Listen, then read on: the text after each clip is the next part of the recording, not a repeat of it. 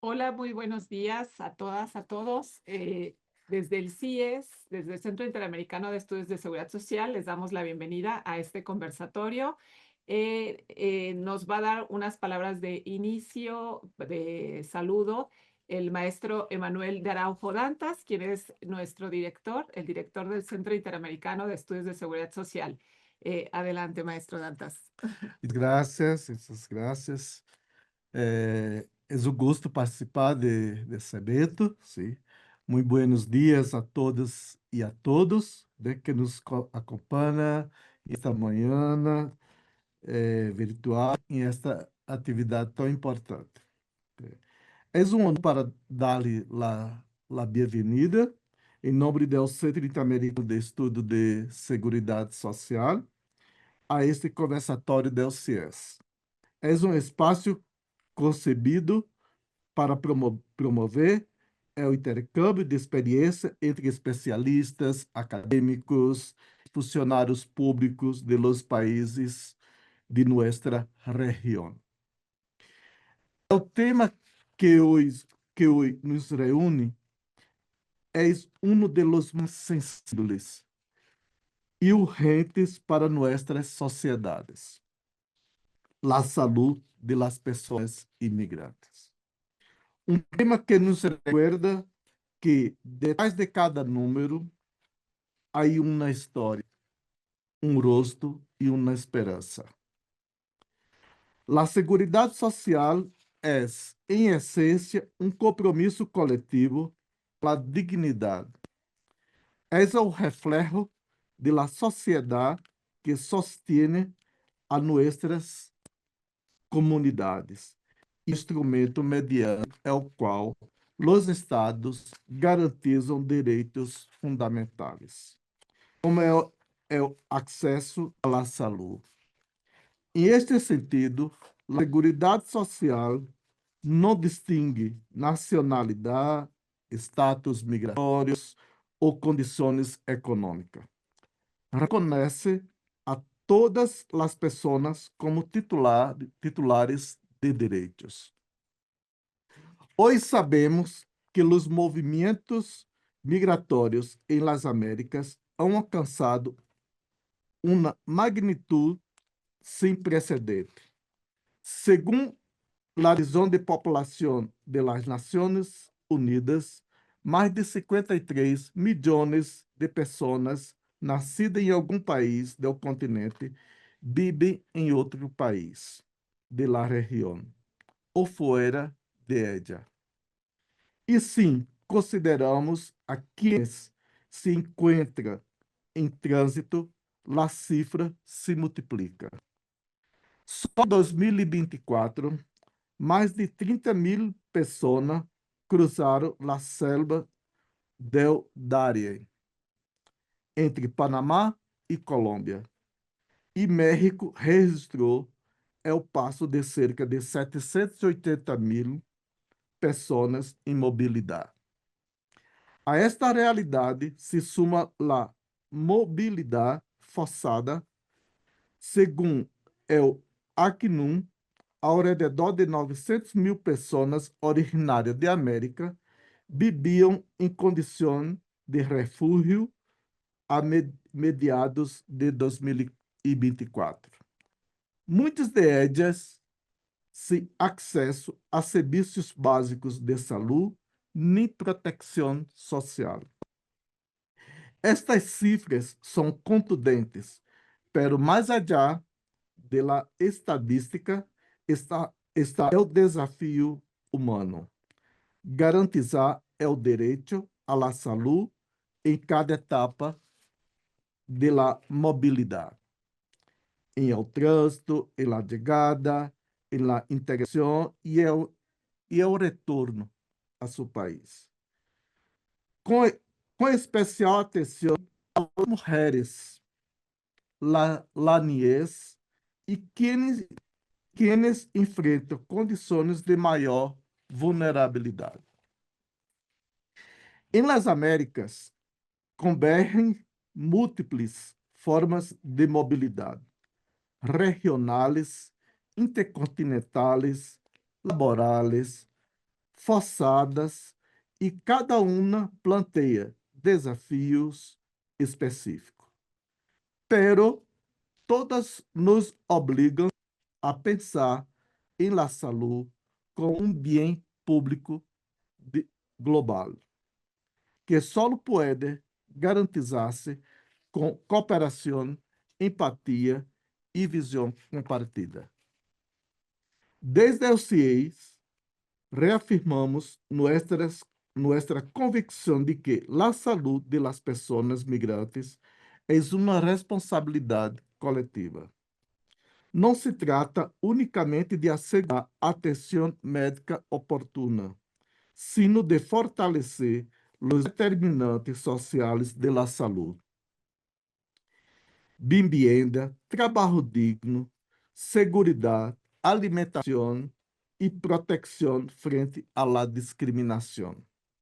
Por isso, esse conversatório forma parte de uma linha de trabalho que o CIES ha venido impulsando em matéria de migração e segurança social.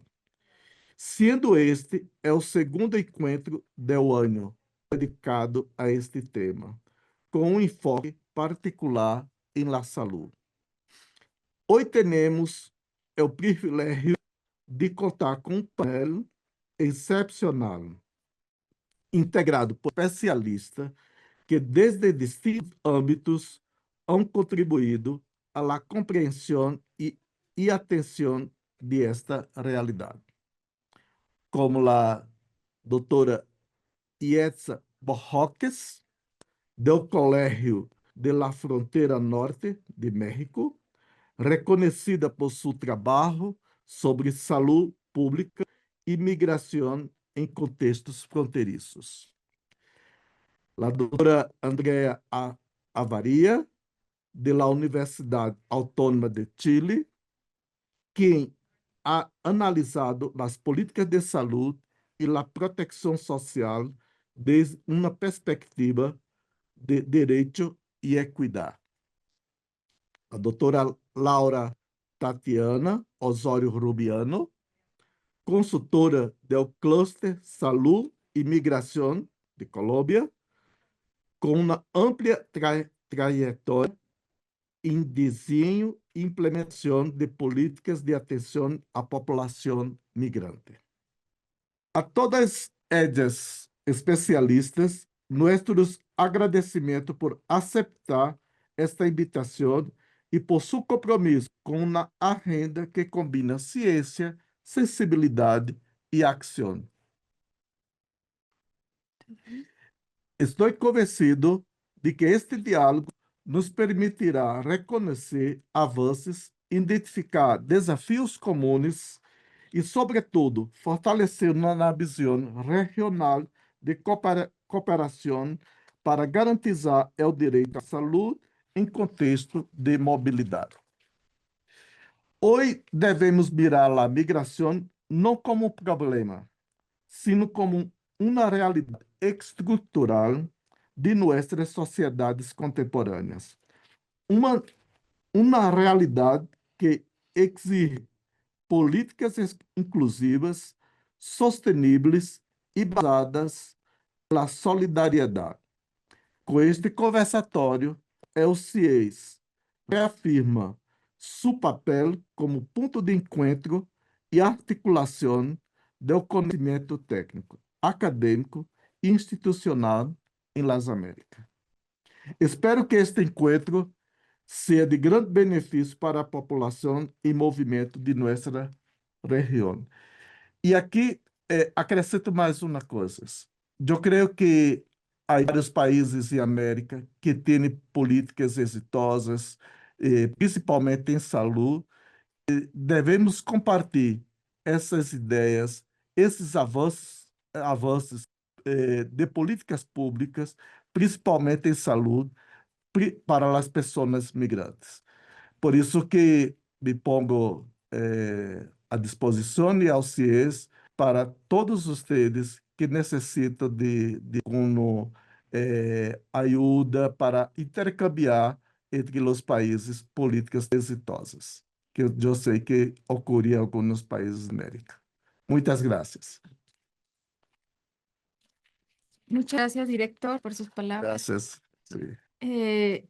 Bueno, pues voy a ser la moderadora del conversatorio. Mi nombre es Alejandra Reyes y brevemente voy a platicar la dinámica que vamos a tener, y esta consiste en que nuestro panel va a tener 5 minutos cada una de ellas para dejar sentar algunas ideas generales que ellas deciden, y posteriormente iniciaremos con una serie de preguntas que abrirán el diálogo. Y bueno, esa es la finalidad: poder tener una conversación con nuestras panelistas que nos puedan aportar, obviamente, con su gran experiencia y con las prácticas que han tenido en los lugares en los que viven o que viven, en el caso de la comunidad andina, sobre el tema de migración y salud. Entonces, vamos a empezar con la doctora Yetza Bojorquez, con la presentación de la doctora, y voy a leer su semblanza. Ella es doctora en epidemiología, maestra en salud pública y médica general. Es profesora investigadora en el Departamento de Estudios de Población en el Colegio de la Frontera Norte, en México, investigadora nacional nivel 3, miembro de la Comisión Lancet sobre Salud, Conflicto y Desplazamiento Forzado, y desarrolla una investigación en salud pública con enfoque en los determinantes sociales de la salud. Se interesa en particular por los temas de salud y migración, acceso a servicios y políticas públicas de salud y migración, salud mental y prácticas relacionadas con la salud, alimentación y actividad física. Su última publicación es el artículo Prevalence and Society Factors of Mental Health Problem Among Internally Displaced Persons in Transit in Mexico. Le vamos a ceder la palabra.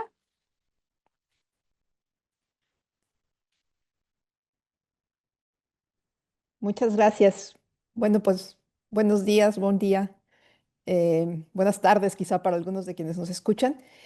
Muy rápidamente, en mis 5 minutos, quiero transmitir un par de mensajes. El primero, el sistema mexicano de salud es incluyente en el papel, al menos en la norma, hacia las personas migrantes. Y las personas migrantes acceden o pueden acceder principalmente a través de los tres tipos de atención en salud, de las partes del sistema de salud que estoy mostrando resaltados en círculos en la diapositiva.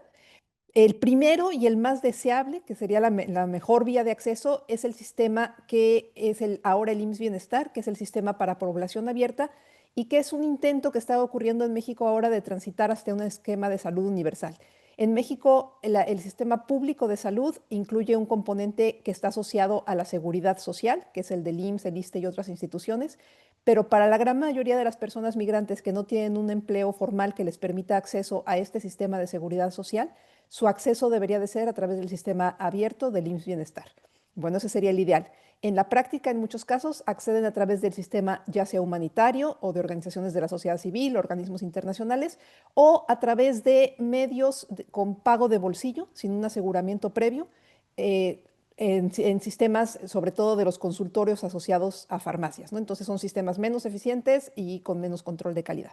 Ese es el panorama de las vías de acceso de los migrantes en México al sistema de salud.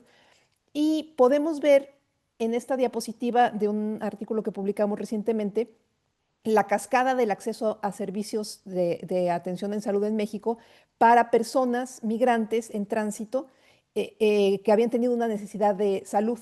Y lo que podemos ver comparando de diferentes maneras a la población de migrantes con la población adulta general en México es que la población de migrantes tiene menos acceso que la población general, ¿no? Entonces, dada una necesidad de salud, la población adulta en México, el 81.8% busca algún tipo de atención. Solamente el 58.9% de los migrantes buscan algún tipo de atención.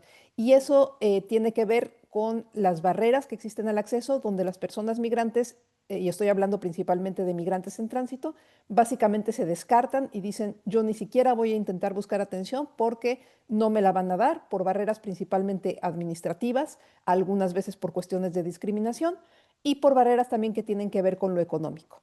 Y lo vemos para diferentes grupos de población.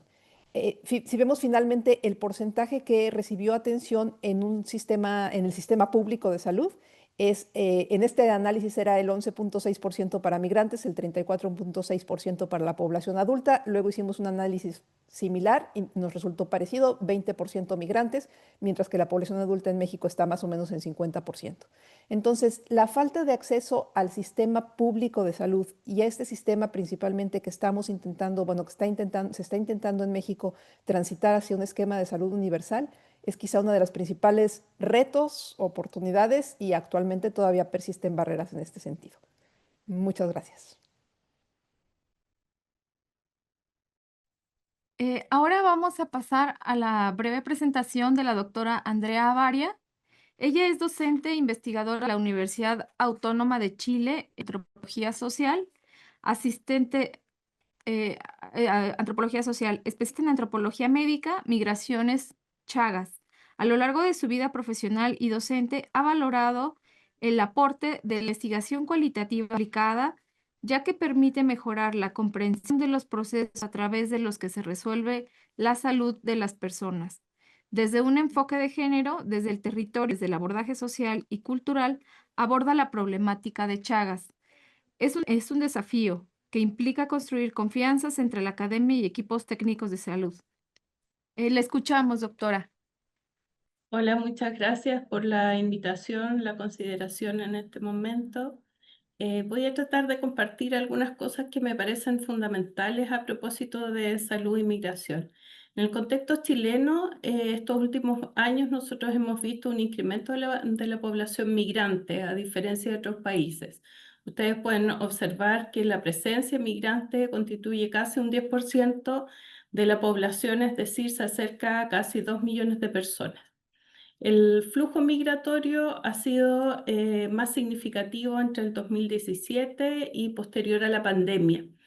Esto es relevante porque históricamente la población migrante ha sido de fronteras, Bolivia, Perú, Argentina en algunos momentos históricos. Sin embargo, hoy aparece, ¿cierto?, el 2017 la población haitiana y eso genera una gran inflexión en el sistema de salud y actualmente la población venezolana. Como ven ustedes, la población venezolana hoy día constituye cerca de un 40% de la población migrante del país. Luego le siguen Perú, Colombia y Haití y Bolivia. Sobre todo en algunas regiones se concentra esta población y eso tiene un impacto en los sistemas de salud también. La región metropolitana, en donde está la capital, recibe casi un 60% de la población y dos regiones del norte, Tarapacá, Antofagasta y Arica, se constituyen en lugares de frontera, también de tránsito que cambia la forma de migración y también en la región de Valparaíso. Ya hacia el sur la población migrante es menor. Otro elemento importante a señalar, así como se ha incrementado la población extranjera en el país, se estima que la población irregular, es decir, que no ha entrado por pasos habilitados, no cuenta con condiciones de regularidad en el país, también se ha incrementado y ese es un desafío que impacta también en los sistemas de salud. Nuestro sistema de salud es mixto, tiene un sistema público importante, otro privado, que recibe un porcentaje menor de población migrante y es, por lo tanto, el sistema público FONASA, que atiende cerca del 80% de la población migrante del país. Cabe señalar que para acceder al sistema de salud se requiere contar con salud y seguridad social y aquellos que no cuentan con estas garantías por condiciones de trabajo, ¿cierto? Pueden acceder al sistema público. Algunas cosas importantes, la población migrante enfrenta problemas de salud principalmente broncopulmonares, cardiovasculares, muchos de esos problemas asociados a problemas de habitabilidad que son relevantes. Las hospitalizaciones están muy asociados a las condiciones de embarazo y parto y también a situaciones de violencias. Quiero destacar aquí que si ustedes ven en este cuadro, ¿cierto? Se destaca que el abuso sexual es importante, ¿cierto? La violencia de género como elementos importantes en los procesos asociados a la salud mental de las poblaciones. Cabe destacar que todavía tenemos un debe en relación a los temas de trata de personas. Barreras asociadas a lo estructural y legal, a lo económico y laboral, y barreras asociadas al propio sistema que cabe destacar son fundamentalmente subjetivas y que tienen que ver con el trato, la discriminación, la xenofobia, con barreras administrativas que están muy asociados a los dos elementos anteriores porque los equipos no garantizan las atenciones de salud como corresponde. Y finalmente decir que hay hay algunos elementos que quisiera destacar que tienen que ver con el avance en la capacitación, la habilitación de los equipos, en la implementación de algunas de las acciones que implica incorporar la interculturalidad o facilitadores que sean bisagra entre la atención de salud y las personas a nivel territorial. Muchas gracias. Muchas gracias, doctora. Le vamos a dar ahora la palabra a la doctora Laura Tatiana Osorio Rubiano.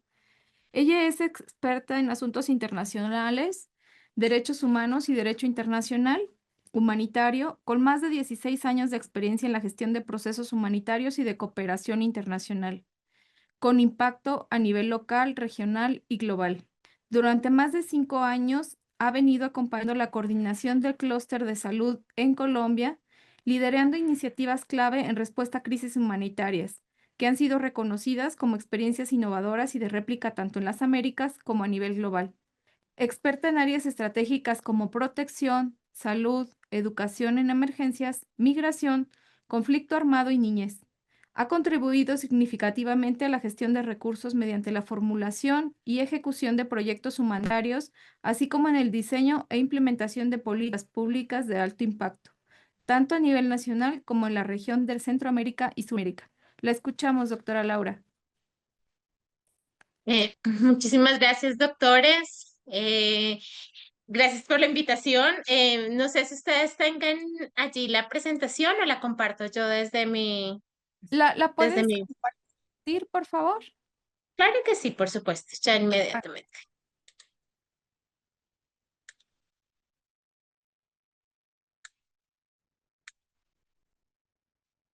Perfecto. Bueno, para poder hablar de migración y salud es súper importante contemplar los determinantes sociales. Y estos determinantes sociales están asociados con el contexto en donde se están llevando a cabo las dinámicas migratorias. Para el caso colombiano específicamente, planteamos que en principio Colombia, por las dinámicas de conflicto armado, tenemos más de 8.9 millones de personas desplazadas internamente, siendo el segundo país del mundo con el mayor número de personas desplazadas. Pero asimismo tenemos un incremento del 333% en el número de afectaciones este año. Sin embargo, este contexto ha permitido que Colombia tenga aprendizajes significativos para atender a la población migrante o la población refugiada interna y que pueda tener las bases, por ejemplo, para consolidar rutas, políticas, protocolos para la atención tanto en salud física como en salud mental. De manera general, no podemos hablar o estandarizar la migración en Colombia. Tendremos que hablar de los diferentes perfiles que están asociados con las necesidades en salud. El primer perfil habla de la población migrante venezolana, que es el gran número que tenemos de población de acogida y para la cual Colombia ha establecido unas políticas públicas que garantizan la permanencia de la población en el país y que ha garantizado que la población se asegure, porque el sistema de salud colombiano funciona mediante aseguramiento, pues que ha permitido que la población se asegure a salud y logre acceder a los mismos derechos que la población colombiana. Sin embargo, persisten retos que ya luego los vamos a ir mencionando. Entonces, la primera población es la población con vocación de permanencia venezolana, y que en este momento está presentando un reto para el país con población de otras nacionalidades que también tienen vocación de permanencia, pero que aún no se ha establecido una política pública clara para garantizar su acceso.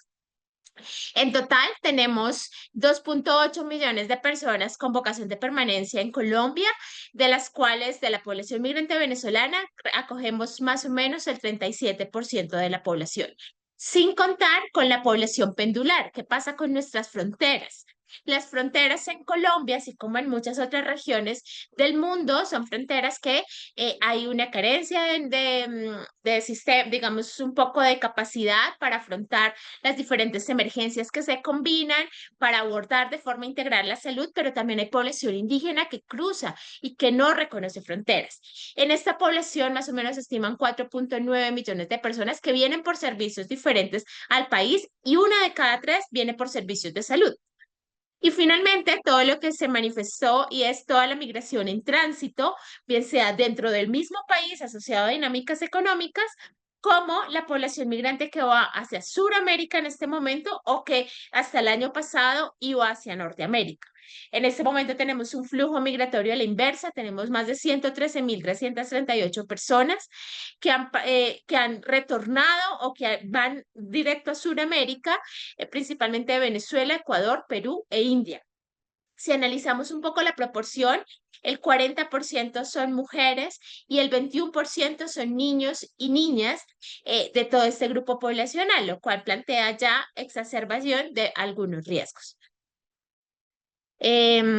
Algo muy general es que para la población con vocación de permanencia todavía tenemos un reto importante en materia de afiliaciones, que 1.13 millones de personas aún permanecen por fuera del sistema. Adicional, el 31% de la persona que ha sido atendida en el sistema de salud es población subsidiada, pero no queremos dejar de lado esta cifra, y es que el 21% ha sido contributivos, personas que están laborando en Colombia y que aportan al sistema de salud, que es una muy buena práctica y que contribuye también al país.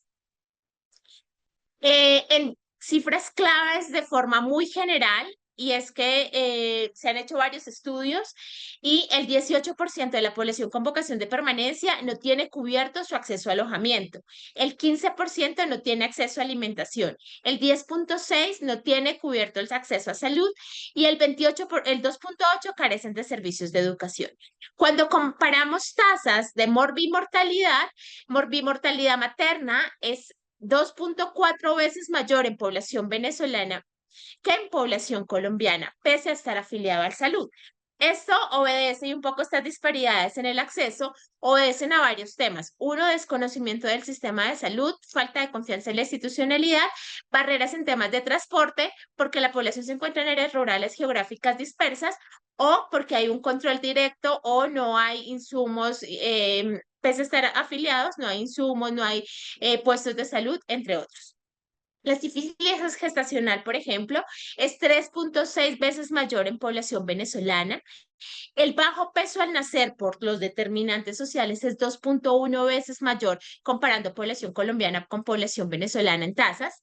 En desnutrición aguda es mucho mayor, y hay una cifra que nos preocupa mucho, y es la mortalidad en niños menores de 5 años, sumado a la población violentada con violencias basadas en género, que es 1.7 veces mayor en población migrante venezolana. Y esto las que logran acceder al sistema, porque habrá subregistro de la población que no logra el acceso. Ya con esto voy finalizando. En población pendular hicimos un estudio de qué pasaba con la población que no logra acceder a salud en sus países, no solamente por Venezuela, sino también por Ecuador, que ahorita se está presentando una dinámica relacionada con pendularidad y con búsqueda de servicios en Colombia, pero también por dinámicas particulares del país. En total, 9.4% de las personas que ingresan a Colombia en búsqueda de servicios de salud comen alimentos producto de las basuras. 6.2% de las mujeres son explotadas sexualmente. 4% de los hombres son vinculados a actividades de minería ilegal, lo cual está relacionado con las principales causas, o cuando uno compara el tema de atención a trauma, es mayor en frontera, en donde hay presencia de economías ilegales, y de minería ilegal, que está asociado con las mayores necesidades en salud también para hombres. 42% de la población cocina con leña y el 49% no tiene acceso a agua potable, lo cual obedece un poco a las principales causas de morbimortalidad. El 75% de la población abandona sus estudios, el 67% se encuentra en hacinamiento y el 24% llega a vivir a lugares o en alojamientos improvisados. Cuando uno compara los eventos de interés en salud pública, es mayor en fronteras que lo que vemos digamos, a nivel nacional, y esto obedece también a la dinámica de flujo pendular. Finalmente, para la población migrante en tránsito, vemos una vulnerabilidad preexistente e inequidades con las comunidades de acogida. Hay poca capacidad de respuesta por parte del Estado, que ha sido de forma histórica en las comunidades por donde transita la población migrante. Comunidades de acogida principalmente indígenas y afrodescendientes, que también algunas han sido víctimas del conflicto armado y que no son ajenos, la población migrante en Colombia, a estas dinámicas y está interrelacionado a los temas de protección y salud. El tránsito puede durar en promedio entre 5 y 10 días, sin embargo es mayor para mujeres, niños, niñas, personas con discapacidad y familias con niños y niñas de brazos.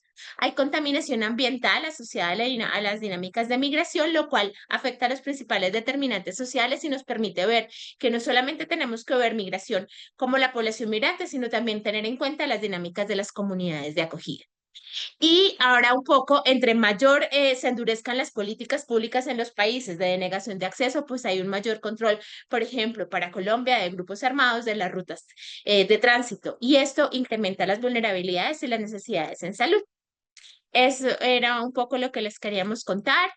Cuando uno empieza a analizar un poco los diagnósticos de atención de la población en tránsito, los principales diagnósticos en Colombia, por ejemplo, cuando hicimos la comparación entre Colombia y Panamá, están relacionados con enfermedades del sistema digestivo cuando empiezan en la ruta, pero ya cuando llegan a Panamá, la principal motivo de atención son heridas múltiples. Nos preocupa un poco los temas de violencia sexual y otras, digamos, mortalidades que pudieron haber sido evitables por las condiciones de la ruta. Muchísimas gracias. Esto es un poco lo que les queríamos contar en estos 5 minutos. Gracias. Muchas gracias, Dora Laura. Ahorita, sin duda, podremos ahondar más en la información que usted nos está mostrando, que parece ser muy importante. Es sin duda muy importante. Y bueno, vamos a darle voz a la doctora Gloria Lagos Eizaguirre. Ella es gerente de cooperación internacional y líneas estratégicas de la comunidad andina, y ella es psicóloga clínica, magíster en salud pública con mención en gerencia y gobierno, con más de 30 años de trayectoria en salud pública, cooperación internacional y bienestar mental y desarrollo humano, con especialidad en salud sexual y reproductiva, relaciones internacionales e interculturalidad en salud, con experiencia en planificación, diseño e implementación de políticas, planes regionales en temas relevantes como salud de las personas migrantes, salud intercultural, salud mental y salud reproductiva, entre otros, así como en proyectos de cooperación y en la coordinación de acciones con los ministerios de salud de los países miembros del OAS-CONU, Bolivia, Chile, Colombia, Ecuador, Perú, Venezuela y otros bloques de integración Mercosur, Comista, OTCA. La escuchamos, doctora Gloria. Muchísimas gracias por habernos invitado. Nuestro agradecimiento por la invitación a participar de este evento. Reciban ustedes el más cordial saludo de la doctora María del Carmen Calle Dávila, que es la secretaria ejecutiva del Organismo Andino de Salud Convenio Hipólito Unanue. Voy a tratar de tomar los 5 minutos que me han dado, pero yo necesito explicarles a ustedes que el Organismo Andino Convenio Hipólito Unanue es un bloque de integración en salud. Es la Secretaría técnica o la Secretaría en integración de 6 ministerios, la Secretaría externa. Nosotros formamos parte del Sistema Andino de Integración, pero somos un organismo independiente que forma parte de este sistema. Nuestros jefes máximos son los 6 ministros de salud de los países mencionados, Bolivia, Chile, Colombia, Ecuador, Perú y Venezuela, y vamos a cumplir 54 años trabajando en este tema, ¿no? Entonces, nosotros por mandato de los ministros de salud, todos los temas que trabajamos vienen por mandato de los ministros de salud. Y estos mandatos vienen a través de una resolución ministerial. Entonces, una vez que se tiene este mandato, empezamos a trabajar. Se tienen que identificar el problema o la problemática para presentarle a los ministros de salud por al menos 2 países. Y fue así como Chile y Colombia presentaron ante los ministros de salud la problemática de la salud de las personas migrantes. Y a partir de ahí recibimos el mandato de conformar un comité, o en ese momento se llamaba comisión, un comité de salud para personas migrantes, el cual elaboró un plan de trabajo. En el marco de ese plan de trabajo, nosotros, para no duplicar esfuerzos con los ministerios de salud, es con los directores del tema, que en este caso de migrantes, son los directores del tema de migrantes de cada Ministerio de Salud los que conforman el comité.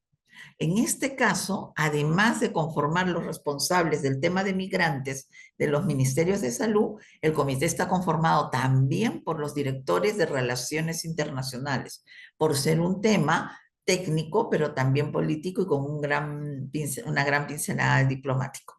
Entonces, en la elaboración se hizo con las oficinas de relaciones internacionales, los responsables de migrantes, y iniciamos el trabajo en el 2019. Hicimos una definición del conjunto de cuidados esenciales, estándares básicos para atención integral de las personas migrantes. Hicimos un análisis de la factibilidad de implementar una tarjeta andina sanitaria. Y luego todo el plan de migrantes tuvo que girar para dar atención al tema del COVID, ¿no? Donde ya hicimos un diagnóstico de la situación de salud y vulnerabilidad de los riesgos de los migrantes, y también una actualización del marco legislativo, ya que habíamos establecido un documento con el marco legislativo en el 2018-19, lo actualizamos en el 2022, ¿no? Entonces yo les pongo en contexto esto en general para entender el trabajo que nosotros hemos hecho. Tenemos 35 comités que responden a 35 temas diferentes, problemas de salud que afectan a los países andinos, ¿no? Entonces tenemos el de salud de personas migrantes, el de fronteras, el de salud mental, el de discapacidad, el de epidemiología, el de cambio climático, etcétera, etcétera, etcétera. Entonces nosotros, además de trabajar con los expertos de los ministerios de salud a través de estos comités, nosotros trabajamos muchísimo con socios estratégicos, llámese OIM para el caso de migrantes, y también con la OPS, ¿ya? Entonces, para dar ya como una actividad del plan, nosotros hicimos encuentros binacionales en las fronteras del sur de Perú y también con Ecuador. Entonces, trabajamos 3 fronteras. Hemos trabajado Puno y La Paz, Puno por Perú, La Paz Bolivia, Tumbes por Perú, El Oro Ecuador, y Perú con Arica, Chile, ¿no? Tacna, perdón, por Perú, y Arica, Chile. ¿En qué consistía este trabajo? Si está buscando uno. Bueno, ¿en qué consistía este trabajo? En 2 cosas. Lo primero es hacer un diagnóstico de las necesidades que tenían los equipos que atienden a personas migrantes, no solo de salud. Nosotros este trabajo lo hicimos con todo el personal involucrado en la atención de personas migrantes. Participaron profesores, participaron policías, participaron las personas que ven migración directamente, los de salud, los bomberos, etcétera, etcétera, ¿no? Todos los que tienen que ver con migración. Entonces, ¿nosotros qué hicimos? A través de la metodología de diálogos de saberes, ¿no? Nosotros buscamos que identificar los problemas, conocer las causas sobre el por qué. Para nosotros identificar el problema, trabajamos con una metodología, con una herramienta de comunicación, que es la metodología de diálogos de saberes. Los diálogos de saberes no es otra cosa más que un trabajo, una comunicación horizontal, en el que pone a las 2 personas en manera horizontal, hablándose y escuchándose mutuamente en base a un respeto y a un reconocimiento de lo que el otro trae, ¿sí? Entonces fue así como nosotros trabajamos este diagnóstico con todo este equipo que atiende a las personas migrantes para conocer desde ellos cuál es el problema, cuál es la causa, y básicamente en base a preguntas de qué hacemos, cómo lo hacemos, quiénes participamos, cuándo, etcétera, etcétera, y manifestar el problema. Y en la otra parte, desarrollada por OIM, era ya trabajar con la gente que atiende a las personas migrantes en todo lo que es la organización de esta área de trabajo, ¿no? Y cómo afecta a las comunidades, la capacidad que ellos tienen de abordar la problemática, la atención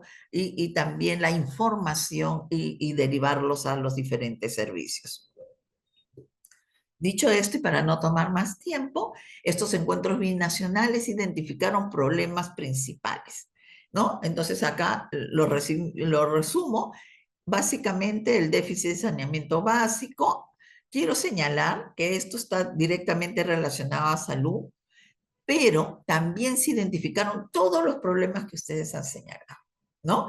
Todos, absolutamente todos los que tienen que ver con los determinantes sociales, todos los que tienen que ver con las brechas de acceso a servicios, todos los que tienen que ver con estigma y discriminación, ¿no? Que son muchísimos y que los vamos a ver seguro luego con las preguntas. Pero además identificamos el déficit de saneamiento básico, las enfermedades respiratorias y salud mental, que fue algo que nos llamó muchísimo la atención porque fue en las tres fronteras que se presentó, y esto en Desaguadero, Puno y La Paz. Luego, también salud mental, las enfermedades de transmisión sexual y violencia contra niños, niñas y adolescentes en Tumbes y El Oro, ¿no? En la frontera Ecuador-Perú. Y además de salud mental, embarazo en adolescentes, enfermedades de transmisión sexual, enfermedades transmitidas por vectores y los traumatismos derivados por accidentes de tránsito. Miren, nosotros además de haber identificado estos problemas de salud, también identificamos necesidades que tiene el personal y el equipo. Y estas necesidades también nos llevan a pensar en la necesidad de fortalecer los equipos que brindan atención a las personas migrantes, ¿no? Hicimos un estudio de estigma y discriminación que tenía dos partes: la percepción de los usuarios sobre cómo los tratan a ellos, si es que hay estigma, si es que hay discriminación, y cómo se sienten los proveedores de salud frente a los usuarios, a los migrantes. Entonces, como ustedes podrán ver en estos cuadros, la manifestación de discriminación, tanto por parte de las usuarias, sobre todo por parte de las usuarias, es muy fuerte. Ellos piensan que los culpan de todo lo que está pasando, de todo lo malo que puede pasar alrededor del servicio, que si no hay medicamentos, que si hay más trabajo, etcétera, etcétera, pero también de los problemas sociales que se han incrementado, llámense inseguridad ciudadana, entre otros, ¿no? Y entonces eso hace que se motive también un trato diferenciado. Las personas migrantes se quejan mucho de que las tienen muchas horas esperando, de que no las atienden, aparte de todos los problemas que ya mis antecesoras han mostrado, que es la falta de recursos, la falta de servicios, el desconocimiento de dónde están los servicios, la falta de acceso a ellos, ¿no? Este estudio básicamente es de estigma y discriminación. Con todos estos estudios que nosotros hemos realizado, nosotros hemos identificado la necesidad de fortalecer las capacidades de los servicios de atención médica en primer nivel a fin de adaptar a los servicios a las necesidades de la población, especialmente en zonas fronterizas. Fortalecer las políticas públicas y acciones orientadas a la erradicación y a la sanción de la violencia basada en género. Realizar talleres de sensibilización, pero también de capacitación para fortalecer las habilidades para la entrega de la atención a las personas de migrantes, ¿no es cierto? Entonces vamos a iniciar la capacitación en diálogos de saberes para que ellos lo puedan aplicar con las personas migrantes, todas, porque ya hemos visto que si bien es cierto, tenemos un grupo muy grande de venezolanos, tenemos muchísimas más nacionalidades donde la cultura es una brecha, una barrera muy, muy grande para la atención. Entonces vamos a tener este trabajo intercultural en el que los diálogos de saberes nos van a ayudar mucho al tema de comunicación. Lo otro que tenemos pensado es la capacitación en dos temas súper importantes. Uno, básicamente, para la protección de la salud mental de las personas que trabajan con los migrantes, no de los migrantes, sino de las personas que trabajan, de estos equipos que trabajan con las personas migrantes. Y la segunda es capacitarlos a ellos mismos, a todos, en la identificación de signos y síntomas de problemas de salud mental y la derivación oportuna de las personas que ellos puedan identificar. ¿Sí? Vamos a iniciar con este trabajo, además de fortalecer los equipos que ya existen en frontera formados por el ORASCONU para dar respuesta rápida a problemas y a desastres epidemiológicos y también de desastres climáticos o de cualquier otro índole, ¿no? Y también nos urge generar evidencia cuantitativa y cualitativa fortaleciendo los sistemas de información y también implementar campañas basadas en evidencias y orientadas a combatir la xenofobia y la discriminación. Bueno, esto era lo que yo quería compartir muy rápidamente. Muchísimas gracias por la atención. Muchas gracias, doctora Gloria. Bueno, entonces, bueno, les agradecemos muchas breves presentaciones. Sin duda, es mucha la información que tenemos y que seguramente ustedes se quedaron por darnos. Entonces, vamos a iniciar, si les parece bien, el diálogo. Por favor, siéntanse libres, siéntanse en confianza para levantar la mano o directamente tomar la palabra, si les parece bien a todas las panelistas en este momento, con la intención de que vayamos construyendo pues una charla en torno al tema y a las experiencias que ustedes tienen desde donde han estado trabajando. Para ello quisiera regresar unos cuantos pasos atrás y iniciar con esta punta muy básica, que es ¿por qué ocuparnos, preocuparnos y atender la salud de las poblaciones migrantes? En este contexto internacional en el que actualmente vivimos, con cierre de fronteras, con una poca sensibilidad hacia las poblaciones migrantes en varias partes del mundo, quisiera abrir esta pregunta y desde sus perspectivas quisiera iniciar para compartirles al público esta primera pregunta.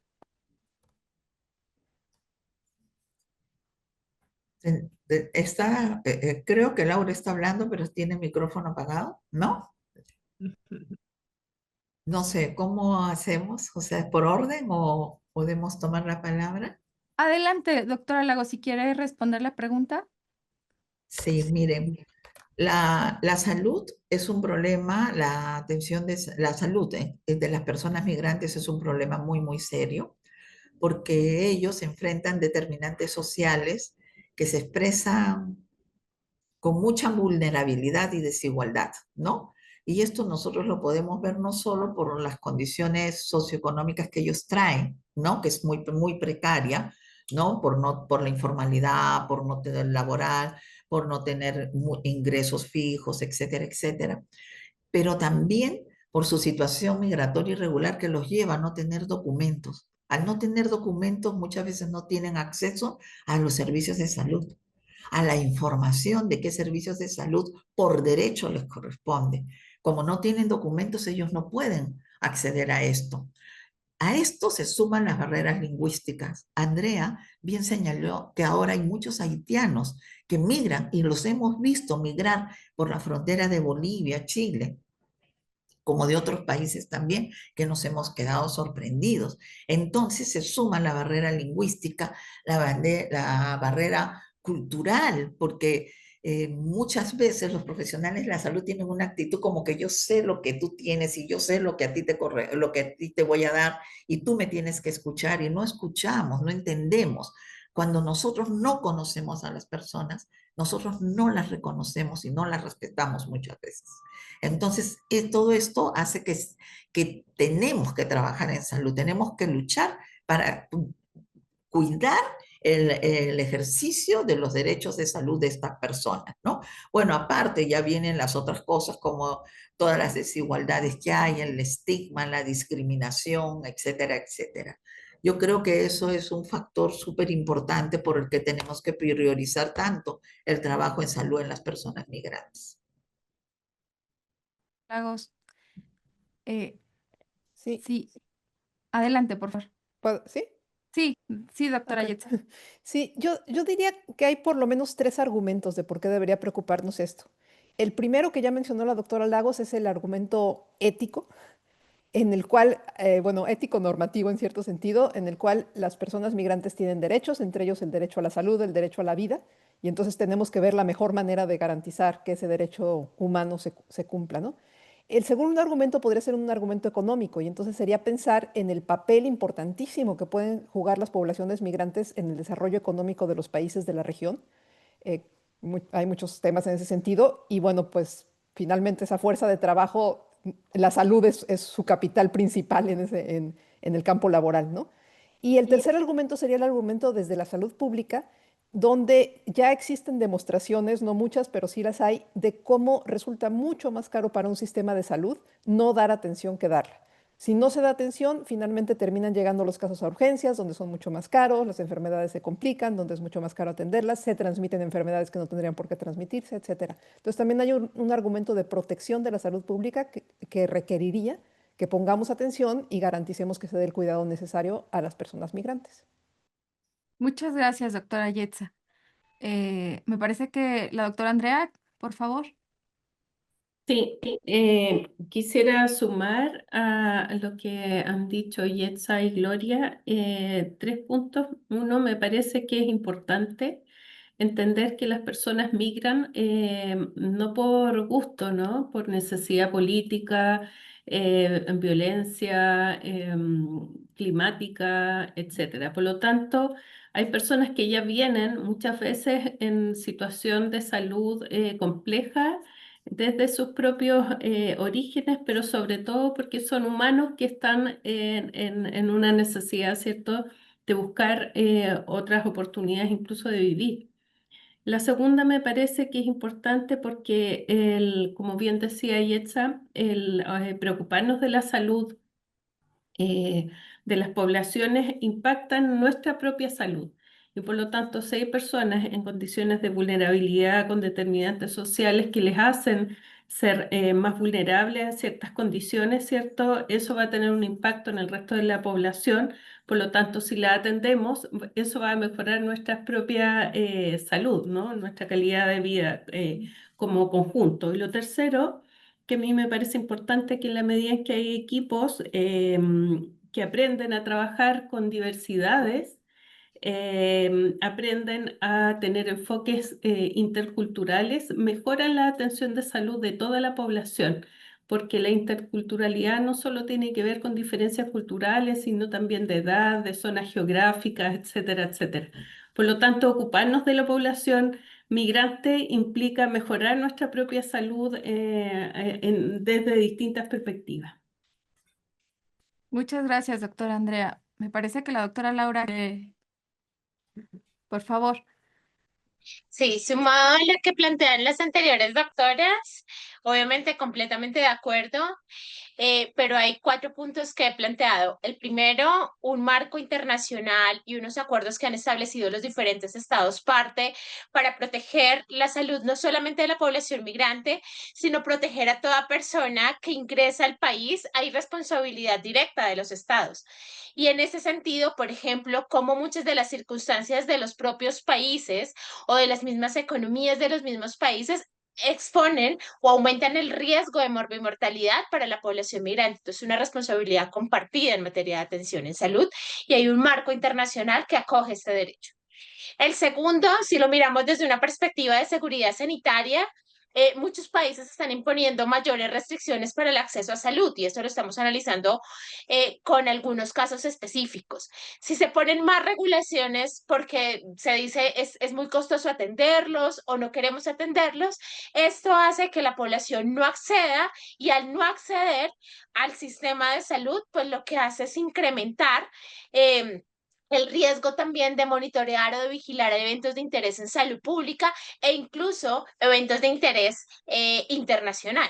Entonces, al no tener el acceso, también están poniendo en riesgo la seguridad sanitaria, no porque la población migrante tenga enfermedades o traiga, sino porque el no acceso no me permite vigilar, no me permite monitorear ni hacer seguimiento a casos específicos. El tercero, pues todo lo han planteado que es un marco ético, pero también es un marco de derechos humanos. Las personas deben, digamos que hay un tema de derecho humano a migrar, pero también derecho humano a la salud. Y el último punto es súper importante y es que cuando se concibe, y yo lo mostré un poco con el ejemplo de cuánto es el porcentaje de población migrante que ha recibido los servicios de salud y que contribuye al sistema colombiano, es bastante alto. Entonces, como si lo vemos como una posibilidad u oportunidad para que la población migrante también pueda aportar, pues es fundamental. Y hay una última cosa, y también lo estamos encontrando, por ejemplo, en las mesas bifronterizas en salud, y es las comunidades. Muchas de las capacidades que tiene la población migrante suma o previene muertes también en las comunidades de acogida donde se están integrando. Entonces, lograr capacitar y movilizar esta capacidad, sobre todo en áreas rurales dispersas o en áreas geográficas dispersas, pues nos permite también tener un potencial para los países. Gracias. Muchas gracias. Sin duda o sea, tenemos como varias aristas por las cuales obviamente sí, en ningún momento se ha puesto en duda el no. Sin embargo, en un contexto migratorio complejo, creo que vale la pena reforzar esas ideas de por qué sí y por qué sí se tiene que atender, preocupar y tenemos que crear mecanismos para atender la salud de las poblaciones migrantes. Y en ese sentido, quisiera preguntarles, desde su experiencia, ¿cómo se diferencia la salud de las poblaciones migrantes que ustedes, en las que ustedes han trabajado? Me refiero a, tenemos poblaciones migrantes de diversa índole, poblaciones que ya están residiendo en los países, poblaciones que están transitando por los países, poblaciones fronterizas, poblaciones que están retornando. En ese sentido, ¿qué han observado ustedes en términos de salud o determinantes sociales de la salud de esta diversidad en la movilidad humana?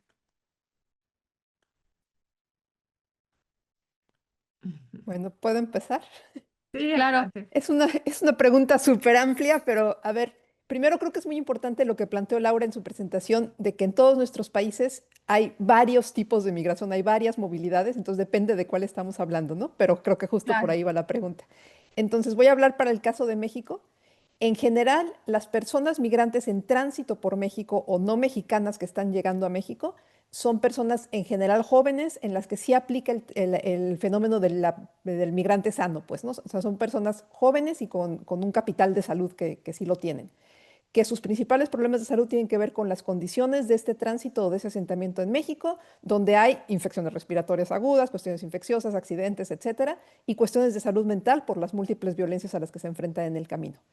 Otra población muy diferente es la población de migrantes mexicanos de retorno desde Estados Unidos, ya sea por deportación o por retorno voluntario. Y ahí tenemos una población que en promedio tiene una edad mayor en comparación con la primera que mencioné y que además sus problemáticas de salud tienen más que ver con enfermedades crónicas, simplemente por su edad, y además por haber vivido bastante tiempo en Estados Unidos con poco acceso a servicios de salud.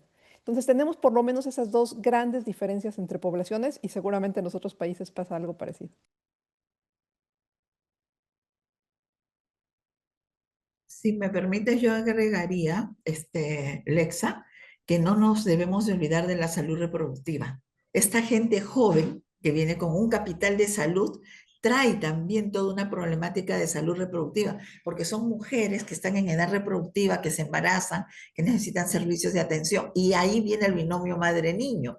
Entonces también se hace una emergencia atender a los niños, ¿no? No podemos olvidarnos, y esto va muy de la mano con lo que es la inmunización, lo que son las vacunas, ¿no? Entonces, todo esto, si bien es cierto que pertenece a este grupo de personas jóvenes, no debemos de olvidarnos, ¿no? Es súper, súper importante esto, aparte de todo lo demás que ya hemos señalado. Quería agregar eso. Y la otra cosa que viene con ellos también es la violencia. la violencia de género. Tú mencionabas la salud mental, sí, por todo lo que trae el enfrentarse a duelos, el enfrentarse a violencia, a dejar cosas atrás y a la violencia misma de la situación, pero también se da mucha violencia de género en este grupo de jóvenes, ¿no? Entonces, ese es otro temita que tenemos que considerar y ponerle especial foco de atención. Sí, Andrea. ¿Puedo? Sí, Sí. claro, por favor, doctora. Yo creo que es importante diferenciar, primero, de acuerdo con que la población migrante en general es sana, ¿ya? Ocupa bastante menos los servicios de salud que la población nacional, y eso es muy importante porque a veces se levanta información que dice justamente lo contrario, por lo menos en el contexto nacional. Por otra parte, señalar que es relevante diferenciar las poblaciones, pero no porque ellas tengan características necesariamente intrínsecamente distintas, sino que por lo que decían Laura y Elsa, ¿cierto? Vienen por procesos, trayectorias migratorias muy distintas, y eso les impacta, ¿cierto?, diferenciadamente en la salud. Y por otro lado, yo creo que es muy importante entender que en el contexto, la relación que nosotros establecemos con las poblaciones migrantes hace diferencias, es decir, levanta más barreras para ciertas poblaciones y menos barreras para otras, ¿ya? O exigencias de conductas o comportamientos que son distintas, ¿ya? Nosotros calificamos, por ejemplo, de buenas o malas madres a ciertas poblaciones migrantes. Tenemos prejuicios en relación a sus conductas sexuales, respecto de sus decisiones reproductivas, etcétera, etcétera. Entonces yo creo que eso es relevante también. No es algo que tenga que ver con las personas, sino tiene que ver con los contextos y con los prejuicios que se reproducen en lo social y que llegan a los sistemas de salud, y eso es relevante. Lo segundo que quiero señalar es que hay migración, ¿cierto?, que va y viene por razones de trabajo, sobre todo población de frontera, que tiene que ver con este norteandino, ¿cierto?, que apelaba a Gloria, que tiene también componentes, ¿cierto?, indígenas, y entonces ahí se incorporan otros elementos de complejidad que tienen que ver también con las visiones de los sujetos, ¿no? Se entiende distinto salud, se entiende distinto salud-enfermedad, se resuelve de manera diferenciada salud y enfermedad, y por lo tanto ahí hay un tema que es relevante. Lo tercero, y en relación a estas poblaciones, y a todas, pero sobre todo a aquellas que tienden a ir y venir a sus contextos, muchas veces encuentran en Chile una solución respecto de alguna problemática, por ejemplo, respecto a la enfermedad de Chagas, y en su país de origen no tiene necesariamente continuidad ese tratamiento o esa solución. Por lo tanto, se requiere, como bien decía Gloria, un componente que no tiene que ver con los sujetos migrantes, sino que con la estructura de cómo generar condiciones de mejor atención en esos espacios en donde la gente va y viene, no cruzan, van al colegio, vuelven, se tienden, ¿no? Un poco lo que decía también Laura respecto de lo que pasa también en Colombia, ¿no? Cómo se generan esas estructuras de colaboración entre países respecto a la atención sanitaria. Muy bien, muchas gracias. Doctora Laura, no sé si quiera aportar algo. Sí, sí, por supuesto. Y frente al tema de determinantes sociales, hay que identificar también las causas de la migración, porque homogenizar la migración en sí, ya realmente perdemos oportunidad en la formulación de políticas, planes o protocolos acorde un poco a los perfiles. Y cuando hablamos de causas de la migración, es que la migración cada vez se va haciendo un fenómeno más universal. Desde nuestros países mismos, la población puede estar migrando por diferentes causas. ¿Y por qué planteaba esto? Porque precisamente a través de las causas cambia el perfil epidemiológico, pero también cambia, por ejemplo, temas como la alimentación, como temas de educación, oportunidades laborales, que inciden en las principales causas de consulta en morbimortalidad. Entonces, por ejemplo, en el estudio que nosotros hicimos, se plantea que la mayor parte de la población llega a comer o alimentos producto de las basuras o alimentos procesados. ¿Cómo impacta esto? Si bien no es en este momento, ¿cómo impacta esto a futuro? En temas, por ejemplo, la mayor parte de las mujeres debe abandonar sus estudios para ir a buscar servicios de salud para un miembro de su familia. Cómo la falta de educación no te permite acceso a una buena calidad de vida y esto va impactando en temas de enfermedad. Y finalmente, poder analizar, por ejemplo, en Venezuela la mayor parte de población que quedó es población o adulto mayor o niños y niñas.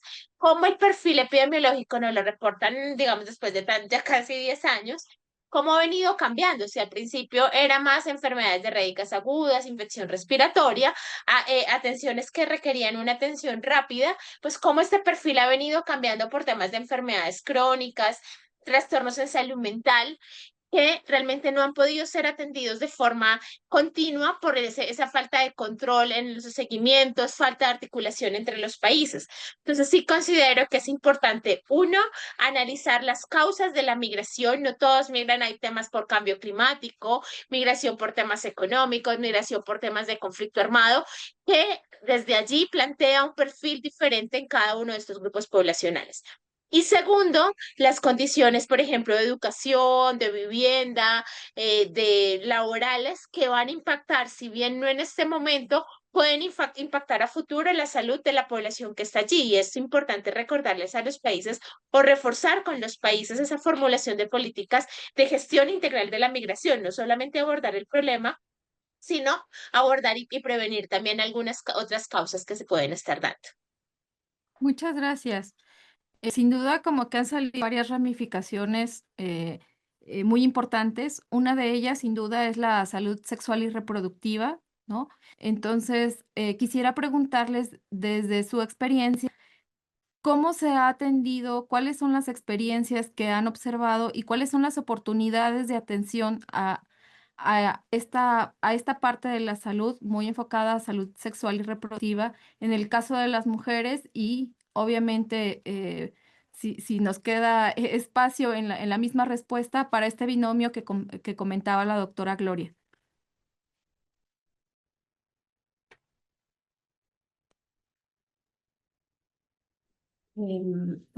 Puedo partir. En, en, en Chile la posibilidad de atenderse las mujeres en relación a la gestación y el parto es una garantía de salud, ¿ya?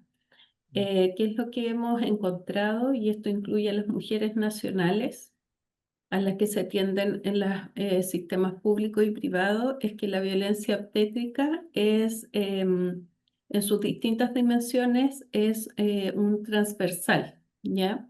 Y basta con eso mirar el ejercicio de cesáreas o intervenciones que no requieren una justificación, y en eso yo creo que es muy importante señalar que este no es solo un tema que tiene que ver con aquellas personas que se atienden en los sistemas públicos, sino también a los sistemas privados. Incluso las decisiones respecto de cómo parir en función de las necesidades de cada una de las mujeres no son escuchadas. Y por lo tanto, aquellas mujeres que se encuentran en situación de mayor vulnerabilidad, en mayor soledad, es mucho más está mucho más presente, ¿cierto?, en el ejercicio de las distintas formas de violencia.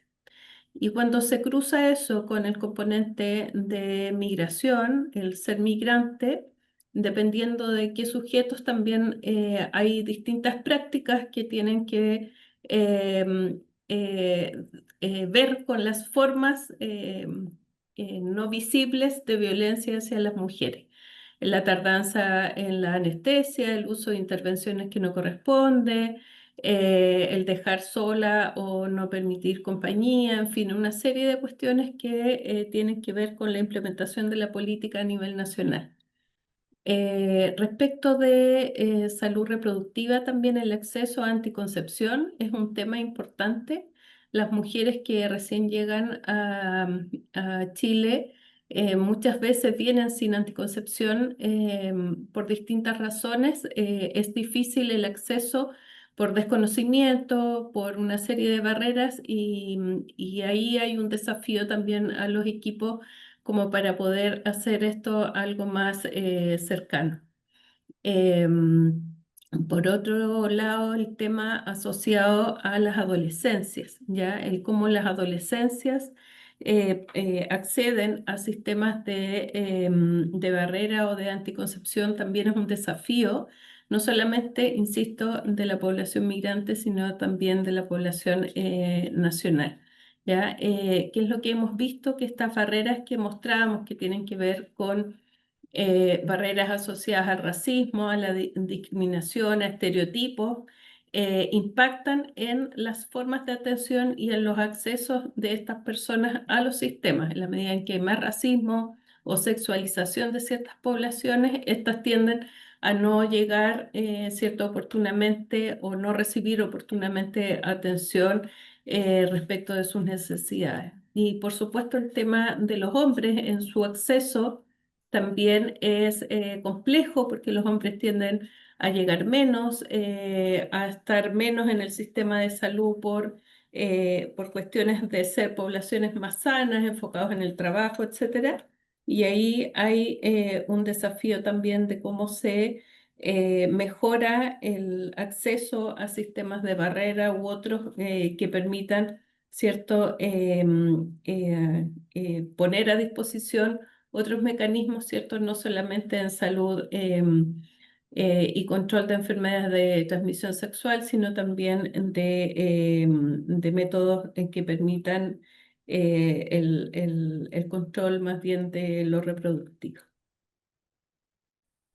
Muchas gracias, doctora Andrea. Sí, Andrea, o sea, tienes mucha razón en todo lo que tú señalas, porque la salud sexual, la salud reproductiva es una problemática muy, muy grande a nivel nacional y a nivel regional, ¿no? Y esto obviamente nosotros lo vemos muy incrementado en la población migrante por todo lo que hemos dicho, ¿no? Por la parte estructural. Sin embargo, a mí me gustaría señalar de que los países han avanzado mucho en la región andina, ¿no? Tienen sus guías para la atención a migrantes, cada vez más se preocupan por la parte cultural o intercultural para poder comprender y atender, pero todos estos avances también cuentan o tienen en paralelo a todos los problemas estructurales propios de los ministerios de salud, propio del sistema de salud, que muchas veces no tienen o no cuentan con los métodos anticonceptivos o tienen normas que no permiten el acceso a métodos anticonceptivos a personas de cierta edad. En la gran mayoría de nuestros países, todas las mujeres tienen acceso al cuidado prenatal y a la atención del parto y al cuidado del niño al inicio, ¿no? Entonces, y luego ya es que se complican las cosas. Sin embargo, tienes mucha razón en la parte de la prevención, porque si tuviesen acceso a métodos anticonceptivos, se vería disminuido a embarazos no planificados, ¿no? Ahora, la problemática de los adolescentes es muy seria, porque los adolescentes son una población ya vulnerable de por sí en todo lo que es su salud reproductiva, porque ellos, muy pocos tienen información o pueden acceder a información para la toma de decisiones y también pocos pueden acceder a los métodos anticonceptivos. Pero en los adolescentes migrantes se suma la violencia. Cada vez tenemos más embarazos en menores de 14 años, de 15 años. Y estos generalmente están relacionados con algún tipo de violencia, ¿no? Y cuando están en este proceso de migración, es una población muy, muy vulnerable de la que tenemos que cuidar. Por eso, ya todo esto, sumado lo de los estereotipos, la percepción de las personas que los atienden o que los reciben, ¿no? Y la discriminación que hay. Por eso se hace tan importante que busquemos, cuando trabajamos salud, trabajar con todas las áreas de manera integral. Nosotros no podemos seguir desde donde estemos, desde cuál sea nuestro trabajo, no podemos permitir la departamentalización, ¿no? O sea, ver este poquito acá, a esta persona allá o acá. No, tenemos que ver de manera integral, ¿no? Yo espero que ese trabajo que nosotros estamos iniciando con OIM, OPS, que es la capacitación de todo el personal involucrado en el recibir, atender a los migrantes, ¿no? En todas las áreas, pueda de alguna manera ayudar a cerrar algunas brechas, que parta desde el conocimiento, desde la comprensión de todos estos equipos, hasta apoyar con el ejercicio de los derechos de la persona en todo nivel, ¿no? Y obviamente esto nos va a ayudar mucho en cuanto a la salud, en cuanto a los sistemas de información. Nosotros necesitamos datos confiables para poder tomar decisiones también, ¿no? Entonces también hay que abogar por eso, por tener una información correcta, datos correctos y personas que estén con las capacidades para atender a los migrantes y a toda la diversidad de población que esto significa. Sí, yo coincido con lo que dice Gloria en relación con que, como sucede en otras áreas, de hecho, la salud sexual y reproductiva en general es uno de los derechos que por norma sí tienen las personas migrantes en casi todos nuestros países, independientemente de su condición migratoria. Entonces, en ese sentido está relativamente protegida. Pero el problema está en esta brecha de implementación donde lo que está en la norma no siempre se traduce en la práctica. Hay cosas parecidas que definen esa brecha o que causan esa brecha en nuestros países y hay cosas que son particulares de cada país. Pero creo que eso es lo que tenemos que hacer, o sea, fijarnos ahora ya no tanto en lo que dice la legislación acerca de quién tiene derecho y quién no tiene derecho, sino ver todos esos puntos en los que se está rompiendo la cadena de cuidados, pues, ¿no? De acceso al cuidado. Y creo que en particular en salud sexual y reproductiva también coincido en que hay un tema de información muy importante, o sea, una falta de información por parte de las personas, de sus derechos, de cómo acceder a sus derechos, de los proveedores del servicio de dar el derecho y del sistema en relación con los datos, de cómo está la situación, ¿no? Eh, y en ese sentido creo que es algo que, en particular los ejemplos que nos han dado de Chile y de Colombia, quizás son de los que están mejor en el sentido de estadísticas relacionadas con la salud de migrantes. Otros países de verdad estamos navegando casi sin datos, ¿no? Y creo que es algo que hay que resaltar mucho. ¿Y Laura va a hablar? Sí. Sí, adelante, por favor, doctora Laura. Gracias, doctora. Bueno, en general, digamos que la población, así como lo he mencionado mis anteriores, las anteriores ponentes, pues tienen acceso a servicios de salud materna. Sin embargo, pese a que la Corte Constitucional ha establecido el acceso al control prenatal, atención del parto y el control postnatal, pues el sistema de salud solamente logra cubrir a la población que no está afiliada al sistema de salud únicamente la atención del parto. Estamos analizando tanto en Colombia como con la frontera, por ejemplo, con Venezuela, y es no solamente la falta de conocimiento, sino la falta de interés en continuar con controles prenatales, como la importancia que se le ve al control prenatal. Lo segundo es la llegada o en el último trimestre o ya cuando están muy complejas para poder hacer la atención del parto, lo cual redunda en una mortalidad o materna o perinatal. La población indígena, por ejemplo, especialmente en los territorios como La Guajira, en relación también con Venezuela, accede a servicios comunitarios. También reconociendo un poco la diferencia en los sistemas de salud de cada uno de los países, valdría la pena hacer un acompañamiento también pedagógico y de apoyo en temas de imaginarios tanto sociales como culturales que refuerzan o que minimizan el acceso a los servicios de salud. El tema de atención a ITS es un tema que va en incremento en temas de sífilis congénita, que es tan económico abordarlo pero que por la movilidad constante de las personas gestantes no es posible dar continuidad al mismo. Y lo otro es que no se abordan solamente la población gestante, pero no sus compañeros. Y esto, digamos que también genera una reincidencia o una falta de continuidad. El cuarto punto es también asociado a los determinantes sociales, al tema de nutrición, pues hay un bajo peso al nacer y hay un tema de, se abandona muy fácil el tema de la lactancia materna, también asociado a temas de afectación en salud mental y afectaciones emocionales que impiden o que limitan que la gestante o que la persona gestante pueda continuar con la lactancia materna, que esto nos previene mucha morbimortalidad en infantes, pues esto no se está dando y un poco se está viendo interrumpido el proceso. Lo otro es que hay que analizar un poco el tema de violencia sexual y en Colombia tenemos que analizar todas las dinámicas de conflicto armado e ITS. Hay un riesgo que está estrechamente relacionado y es la utilización, explotación sexual y comercial, especialmente de mujeres, niñas y adolescentes, que está relacionado con ITS que no logran ser abordadas por la denegación de acceso humanitario o porque muchas de ellas, al exponerse a un diagnóstico de una ITS, pues son asesinadas o amenazadas en el mismo contexto. Y sabemos que no solamente sucede en Colombia, sino en otros países donde hay control de estructuras organizadas ilegales y donde ellas están siendo instrumentalizadas. Entonces vale la pena hacer el llamado tanto en temas de atención a gestantes, pero también en ITS, cómo se puede mirar el enfoque desde salud, pero también desde protección. Muchas gracias. Y bueno, en este sentido, quisiera preguntar de forma muy general, ¿cuáles son las necesidades más apremiantes que ustedes identifican en sus países o en sus regiones desde esta perspectiva para mejorar las condiciones de salud de las poblaciones migrantes?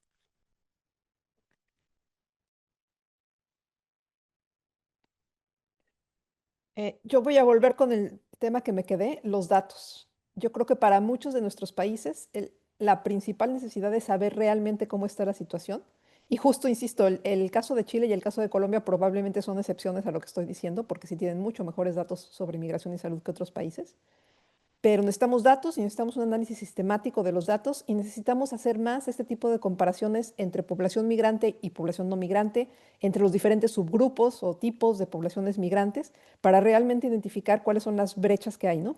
Y la segunda cosa que creo que es una necesidad apremiante es la identificación de las brechas en la implementación de las políticas públicas, que otra vez en la mayoría de los países son bastante benignas, incluyentes, o eran hasta algunos cambios que se están quizás haciendo o tratando de hacer recientemente, pero ¿por qué no se está implementando esto en la práctica, no? Realmente profundizar en por qué no.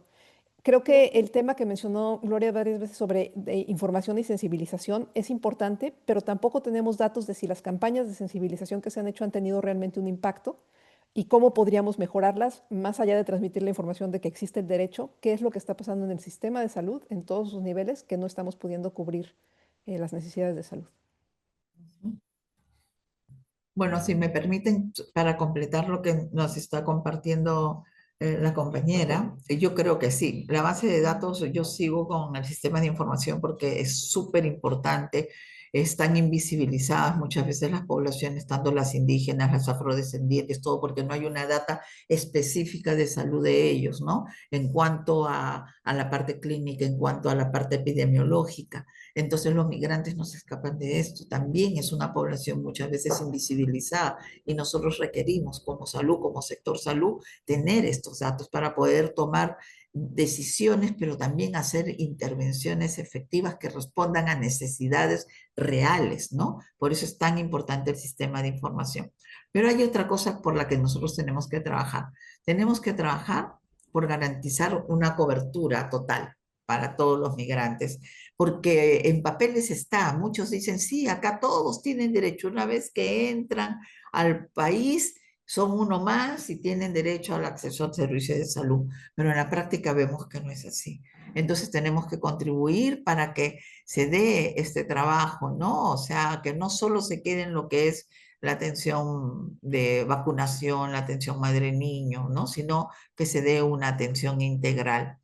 Necesitamos que los equipos de salud estén formados integralmente, que ellos puedan desarrollar capacidades interculturales, que puedan incorporar o contar con apoyo de personas que puedan ayudar en la parte lingüística, para poderlos entender y también comprender la parte cultural, ¿no? Por eso yo les contaba que dentro del trabajo que vamos a hacer de estas poblaciones es el trabajar en diálogos de saberes, ¿no? Que, como les contaba, es una herramienta de comunicación de la OPS. Cuando puedan, revísenla, es bien interesante, es muy bonita y nosotros lo estamos usando transversalmente en todos los temas. Comenzamos con el Comité de Salud Intercultural, pero ahora lo estamos usando en todos los temas, ¿no? Y la otra es, urge que las personas que tratan con las personas migrantes y con poblaciones vulnerables puedan identificar los signos y los síntomas de la salud mental. No digo que se vuelvan psicólogos, no digo que sean unos grandes psiquiatras, no digo que sean expertos en el tema, pero que puedan tener esa sutileza de poder identificar algún signo, algo para poderlo derivar. Ustedes saben que un problema muy serio que nosotros tenemos, no sé, en la región en general, y lo hemos visto con el Comité de Salud Mental, es la escasez de profesionales, ¿no? O sea, y peor en las zonas de frontera, pues, ¿no? Si en las ciudades, en las grandes ciudades, tenemos escasez de profesionales, en las fronteras es mucho más. Entonces, fortalecer que al menos conozcan las redes de servicio, conozcan el flujo dentro del sistema para poderlos derivar. Y también no olvidarnos de ellos mismos y que puedan recibir la capacitación de la autoprotección de su salud mental, porque todos nosotros estamos expuestos a no cuidar la salud mental, olvidarnos de nuestra salud mental. Entonces es muy importante también fortalecer estas habilidades en ellos, ¿no? Y algo que creo que en este caso nosotros como bloque de integración creemos que es indispensable, es el contar con la cooperación entre los países en estas zonas fronterizas, pero también la cooperación subregional con las agencias de cooperación, que muchos tienen establecidos puntos de entrega de servicios, incluso financian las atenciones en las fronteras y en otros lugares, ¿no? Entonces hay que fortalecer esas relaciones también con los organismos internacionales, ¿no? Y buscar de alguna manera que cada vez menos los migrantes dependan de estos organismos internacionales, presupuestalmente hablando, económicamente hablando, y que cada vez pues reciban más atención de parte de nuestros países, ¿no? Creo que eso es grande, es mucho lo que tenemos que hacer. Muchas gracias, doctora. Sí, adelante, doctora Laura. Gracias, doctora. No, precisamente por el tema de la cooperación internacional es una oportunidad, pero no es una oportunidad para que reemplacen de pronto a los estados, sino como esta oportunidad o esta capacidad que traen logra reforzar las capacidades precisamente en esos lugares de frontera. Si toda la cooperación, y esto digamos que va un poquito adicional a lo que iba a plantear, pero si toda la cooperación se concentra en brindar, por ejemplo, atenciones en salud, ¿qué le queda al país? Pero si lo vemos como una oportunidad y una cooperación muy bien gestionada, y lo digo también por el rol que ejerzo en Colombia, una cooperación bien gestionada puede traer desarrollo en zonas fronterizas y beneficiar también a las comunidades de acogida de los países. Entonces, aquí creo que también estoy muy de acuerdo con la doctora Gloria frente a lo que plantea.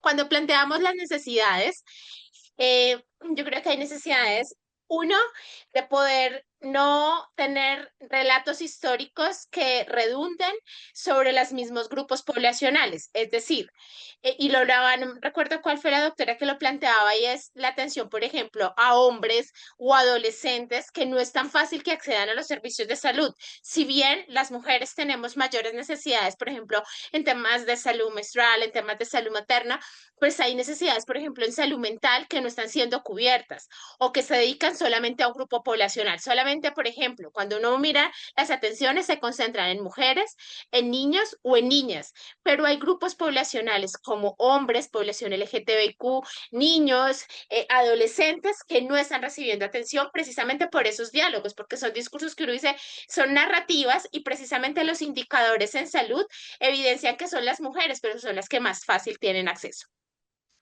Por otra parte, digamos que cuando uno plantea las necesidades, podemos plantear necesidades en salud sexual y reproductiva, en salud materno-perinatal, en salud nutricional. Hay una necesidad súper importante y es la salud oral.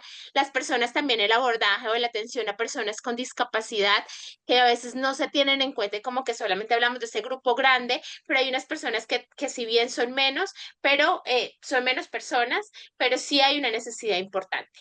En temas de abordaje de enfermedades crónicas, cada vez se va a presentar con mayor incidencia el tema de enfermedades transmisibles y en temas, por ejemplo, de salud nutricional.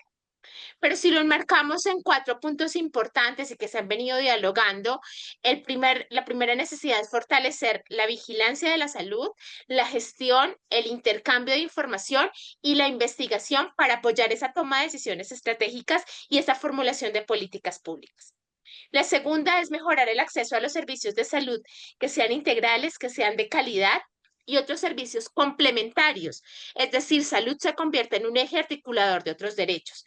Y cuando hablamos de mejorar ese acceso a los servicios de salud, hablamos de georreferenciar las necesidades, de identificar actores clave, de poder fortalecer el talento humano en salud, de lograr que haya, digamos, una articulación entre países para garantizar ese acceso efectivo. El tercer punto es el fortalecimiento de adaptación de políticas, programas y marcos legales para promover y proteger la salud y el bienestar de la población migrante. Y con este también planteamos la necesidad de fortalecer las capacidades comunitarias, incluso en las comunidades de acogida que tienen otras afectaciones que puedan contribuir a disminuir la morbimortalidad. Y por último, fortalecer las alianzas, las redes, y aquí incluyo también el tema de cooperación, el tema del Estado, el tema de la sociedad civil y la academia, y los marcos multipaís con el fin de comprender el estatus y promover el acceso de la población migrante. Muchas gracias. Gracias, doctora Laura. Bueno, si les parece bien, hay algunas preguntas del público que quisiéramos ponerlas en la mesa. Posterior a ello, tendrán un espacio las ponentes para decir algo que les haya quedado pendiente y que deseen transmitir, pensando en que en el público hay personas de diferentes instituciones y personas de academia, de las instituciones de seguridad social, como los miembros. Entonces, voy a leerles las preguntas que están y posteriormente tendrán un espacio para alguna reflexión final. Rigoberto Santiago desde México comenta que, bueno, las gráficas que presentó la doctora Yetza Bojorquez sobre el acceso a salud son muy interesantes y le gustaría saber dónde podría consultar tanto las cifras como la metodología utilizada y también conocer cuál es la estrategia o metodología que podría ser esencial para estimar a la población migrante de manera regional. ¿Y cómo podría incorporarse la llamada población flotante, considerando las limitaciones presupuestales derivadas de la austeridad que se vive en el caso de México? Otra pregunta de Gonzalo Zambrano comenta, entiendo que lo relacionado con humano y el bien común. Mi pregunta es, ¿hasta dónde deben los estados hacerse cargo? Digo, es porque los recursos son escasos y la sobresaturación de los sistemas de salud es hoy en día una realidad.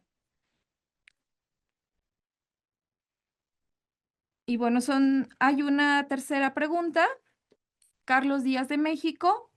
En cuanto al contexto de migraciones, ¿cuál es el impacto que se ha dado en el gasto tanto de la población como en el sector gobierno en los últimos 10 años a raíz de los conflictos de inseguridad en las fronteras?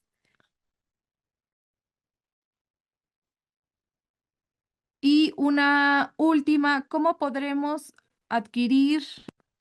Ok. La sesión va a estar grabada, Gabriela. Entonces, y pueden acceder. Y bueno, las presentaciones, si nos permiten las panelistas, también las podremos enviar por correo electrónico. Entonces, son esas 3 preguntas. Sí, creo que yo quisiera responder a la de Rigoberto, pero también se junta con la de la otra que tenía que ver con el costo. Primero, los análisis hasta ahora en diferentes países muestran que las personas migrantes, el gasto en atención en salud a personas migrantes no es una proporción muy importante del gasto en salud en el país, ¿no?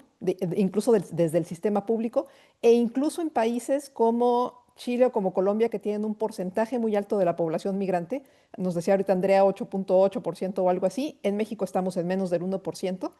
Y en México no tenemos tan buenos datos como para calcular gasto, pero hicimos una aproximación muy tentativa y definitivamente es muy bajo el gasto que se requiere para migrantes. Lo que sí hay es una mala distribución de los recursos, en el sentido de que en ciertos lugares, por ejemplo, ciudades de frontera, hay momentos en que se concentra mucha población, bueno, momentos, meses o años incluso pueden ser, donde se concentra mucha población y no hay la facilidad de dar una respuesta con recursos humanos, materiales y demás a esa población. Entonces tiene más bien que ver con una distribución.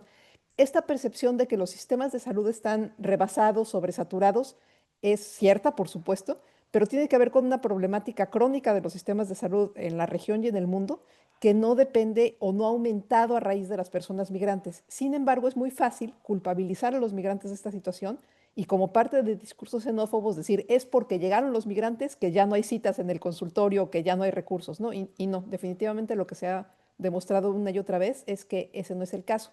Y Rigoberto preguntaba también por el tema de cómo calcular la población, ¿no?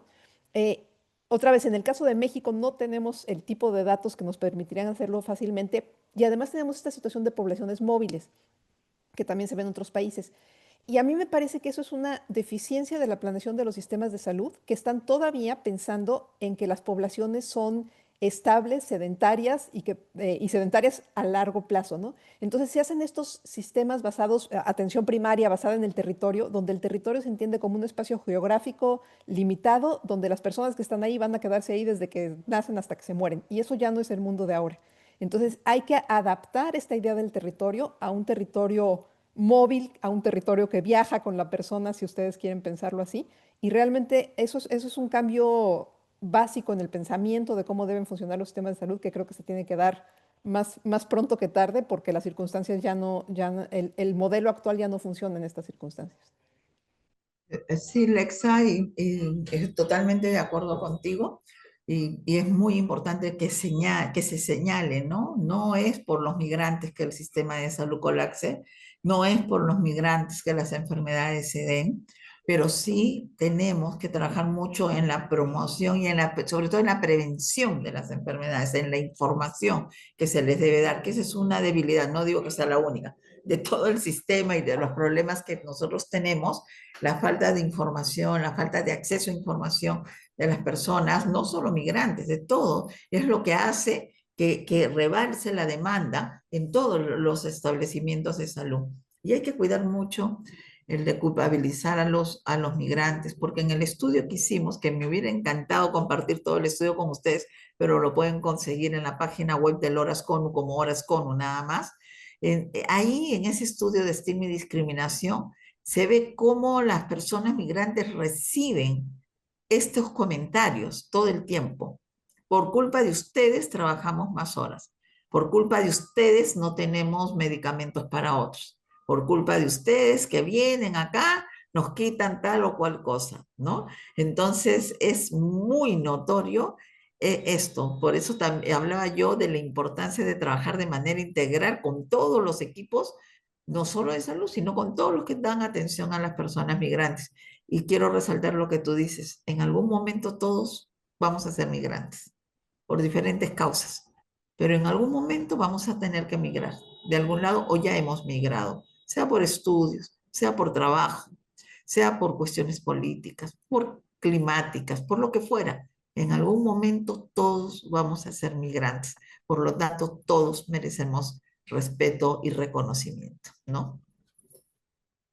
Gracias, doctora. Yo, yo, Sí, yo quisiera adelante, doctora. agregar, sí, para responder también a Gonzalo, creo que es importante, antes de afirmar, buscar evidencia que dé cuenta de aquellas ideas que tenemos de cómo funcionan los sistemas. Esta idea de sistemas de salud colapsados En realidad, si uno mira en las estadísticas, lo que mostraba yo de cuántas a lo mejor problemas cardíacos, respiratorios hay, no alcanzan a ser un 10% de toda la consulta, ¿no? Por eso que es importante también mostrar los datos en relación a lo que pasa con las poblaciones nacionales.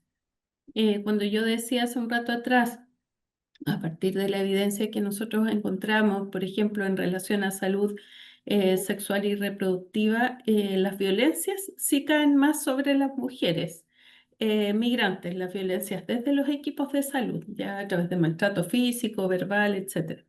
Pero también sobre las mujeres nacionales y tiene que ver con el ser mujer, por ejemplo. Entonces, eso es algo que hay que empezar a observar, ¿ya? Por otro lado, yo creo que es importante señalar que las poblaciones migrantes son una oportunidad en dos sentidos, ¿ya?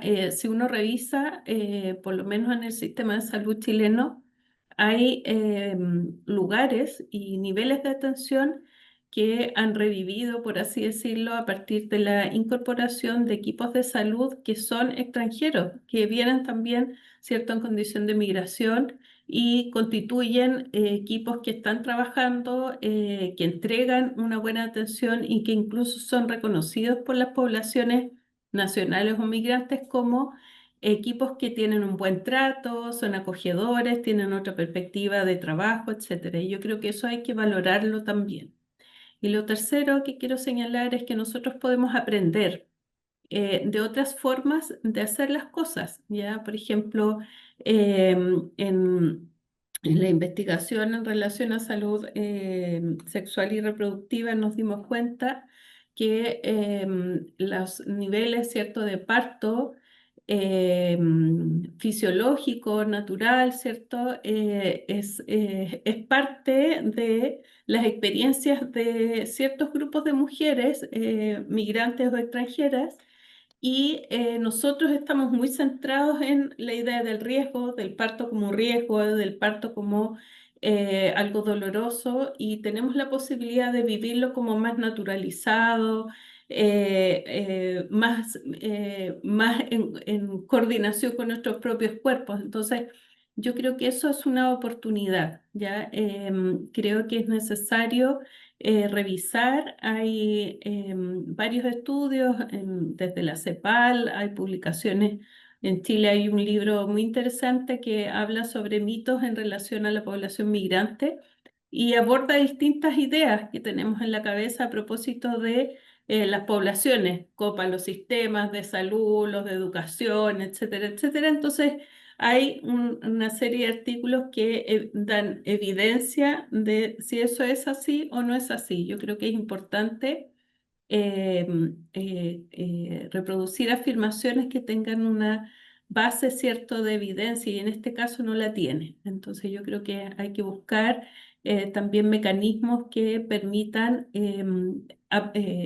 reforzar aquello que es el aporte. Uno puede decir cuántas personas migrantes o extranjeras trabajan en este sistema, cuántos de ellos están cuidando y se hacen cargo de cuidar, por ejemplo, en aquellos que no pueden acceder en el sistema nacional a propósito de las restricciones, ¿cierto?, de convalidación de títulos y todo, están cuidando a los adultos mayores en residencias, etcétera, con menos sueldo, con mayor explotación laboral, etcétera. Entonces yo creo que es muy importante poder observar, ¿cierto?, las complejidades que nos parecen tan fáciles de afirmar de modo más complejo también, ¿sí?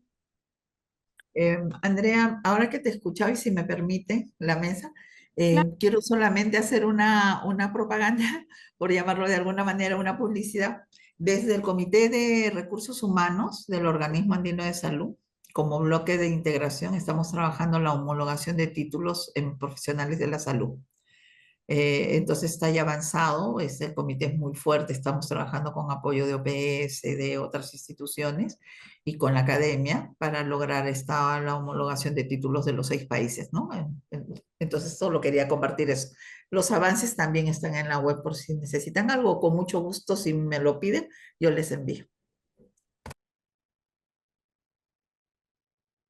Muchas gracias, doctora Gloria. Esas son las preguntas que tenemos. les pasaría nuevamente el micrófono, un comentario para cerrar. Bueno, antes me voy a permitir, si les parece bien, solo captar algunas de las cosas que se mencionaron en la mesa con el tono de cierre. Y bueno, entre las cosas que platicamos y que ustedes mencionaron, hay un cambio epidemiológico en las poblaciones migrantes, en las poblaciones en condiciones de movilidad. Y creo que el sistema de salud, los estados, tenemos que tener esa perspectiva para atenderlo. Hemos pasado de una serie de enfermedades a lo mejor inmediatas, ¿no? Para algunas poblaciones migrantes, a estas otras como la atención a la salud mental, que entendemos debemos de estar preparados para identificar, pero como lo decía la doctora Gloria, también para que el personal de salud esté preparado para tener este autocuidado y poder seguir atendiendo, siempre desde la identificación de este y entre otros padecimientos como las enfermedades crónico-degenerativas, ¿no? Que ya lo veíamos también acá, por ejemplo, en la Ciudad de México, que hay algunos asentamientos, poblaciones que iban en tránsito y se han estado quedando. Entonces, nos comentaban que ya ha habido unos cambios epidemiológicos que las instituciones de salud se tienen que prevenir para justamente atenderlas sin que sea una forma reactiva. También hablábamos de las políticas públicas. Sabemos que la población en contextos de movilidad tiene derechos. Sin embargo, ¿por qué no estamos accediendo, por qué no están accediendo a estos derechos, ¿no? Nos adelantaba también la doctora Gloria estos ejercicios que han ido haciendo, ¿no? En términos de discriminación, de xenofobia, ¿no? Desde las poblaciones. Entonces, creo que tenemos a nivel regional y a nivel país trabajar que las personas migrantes no están accediendo a estos derechos. Y una de ellas, sin duda, es el inicio que comentaba la doctora Yetza, es a veces no lo saben, ¿no? A veces no saben que tienen esos derechos, entonces habría que trabajar también en esa parte, pero también posiblemente, me atrevo a decir, pues por miedo, ¿no? A lo mejor hay un miedo a acceder a las instituciones de salud, ¿no? Por este trato posiblemente o por otras circunstancias. Y bueno, las estadísticas, en el caso muy puntual de México, pero sin duda en otros países de la región, creo que son muy importantes contar con datos. La clasificación, entiendo, por ejemplo, en el caso de México, llega hasta mexicano, persona extranjera, en el caso de la Secretaría de Salud. eh, pero bueno, habría que esforzarnos más para la recabación de información a nivel estatal. Y bueno, ustedes me dirán la parte de interculturalidad que mencionaba la doctora Andrea como un punto muy relevante, muy enriquecedor para las sociedades en donde se cita o funge como receptores de población nacida.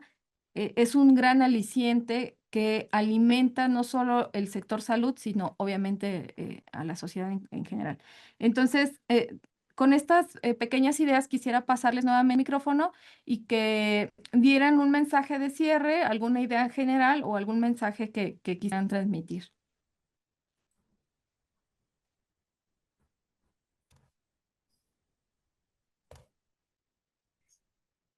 ¿No nos animamos? Sí.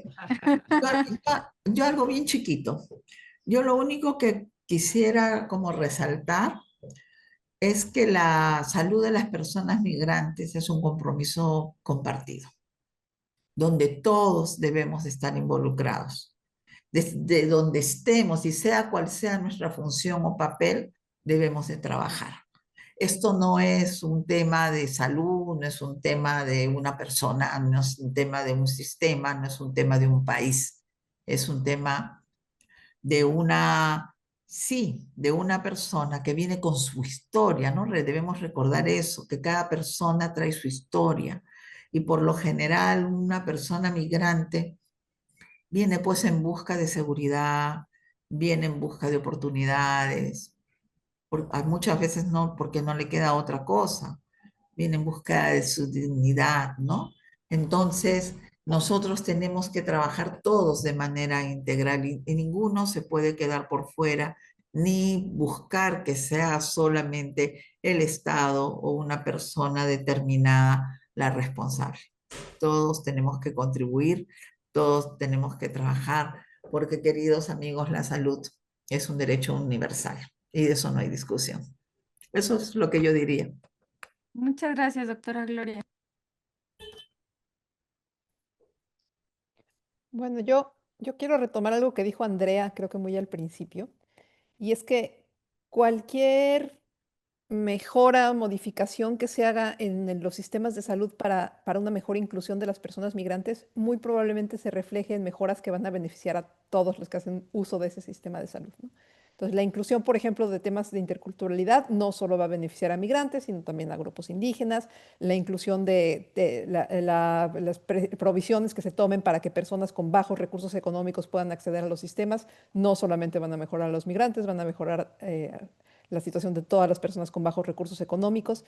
Entonces, creo que mucho de lo que pasa o de lo que limita el acceso de personas migrantes a los sistemas de salud en nuestros países son problemas estructurales de los mismos sistemas que se agudizan o son más notables cuando la persona tiene ciertas vulnerabilidades, ¿no? Entonces, me parece que está bien poner el foco en las personas migrantes, pero también hay que entenderlo como una situación integral de los sistemas de salud que pues están requiriendo una serie de mejoras urgentes.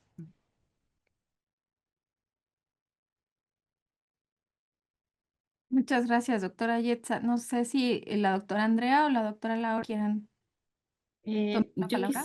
Sí, yo quisiera relevar algo que no hemos dicho mucho acá, pero que me parece fundamental. Me parece que es indispensable, por un lado, la colaboración entre academia y los estados, los sistemas de salud, tanto para generar información, investigación, evidencia que nos permita, ¿cierto?, mejorar las condiciones de salud de las personas. Por otro lado, creo que es indispensable la colaboración con la sociedad civil, es decir, estar en constante diálogo con un poco lo que ejemplificaba Gloria a través de la propuesta metodológica que ellos están señalando, ¿cierto? Pero que hayan espacios de diálogo permanente como para poder identificar, ¿cierto?, cuáles son los desafíos. Y en esta lógica, como tercer punto, me parece que es indispensable que así como hay una discusión en este momento en relación a salud, salud no podemos pensarla sin pensar en vivienda, sin pensar en trabajo, sin pensar en educación, sin pensar en alimentación, sin pensar en los otros actores que son también institucionales y que están de alguna manera, ¿cierto?, impactando a partir de las propias políticas en los procesos de salud de enfermedad de las poblaciones. Y finalmente creo que es indispensable que las acciones que hoy día se hagan tengan una perspectiva de género, una perspectiva interseccional, porque no se puede pensar la problemática de salud o las problemáticas que afectan a poblaciones migrantes sin pensar en cruzar esto con edad, con nacionalidad, con tiempo en el país, con las trayectorias, con las condiciones en los países de origen, etc. Es necesario hacer una aproximación que complejice o dé cuenta de esa complejidad, porque claramente depende de eso la toma de decisiones.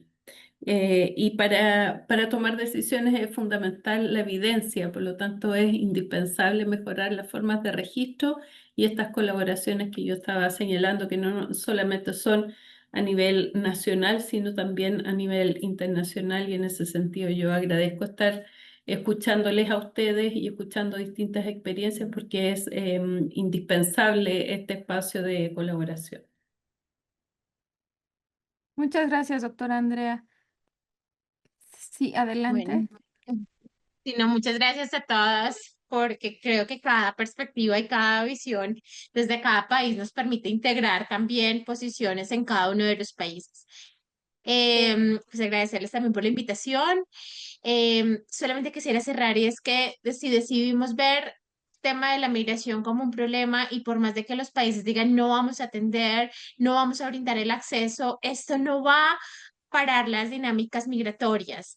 Lo que va a hacer es que se expongan a mayores riesgos, es decir, ocultar o invisibilizar la problemática no hace que la migración pare, por el contrario, aumenta el riesgo y aumenta la vulnerabilidad de las personas o que tendremos que migrar o que van a ir en tránsito. Entonces, creo que la migración es cada vez un fenómeno más universal por todo lo que se está dando a nivel mundial. Ni siquiera estamos hablando de una nacionalidad en específico porque creo que a veces estandarizamos y nos creería que hablemos de xenofobia, sino de aporofobia.